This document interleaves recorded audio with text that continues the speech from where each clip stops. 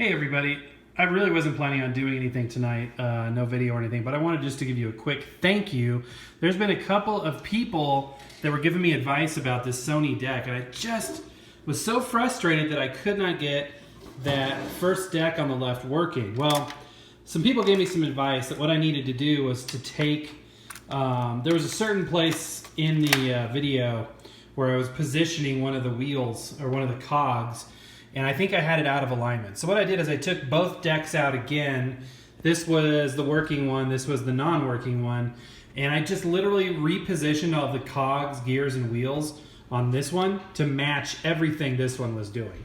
So I did that, put it all back together, and lo and behold, my friends, this one now works. So I've got a perfectly working Dolby S tape deck, and I owe it to you guys because I would have totally, and did totally stop where I was before. But indeed, you guys encouraged me to keep going, and we got it working. So this is awesome. I'm so excited, and I'm thankful to you guys for all of your knowledge. As always, thank you for teaching me. Happy record hunting, you guys.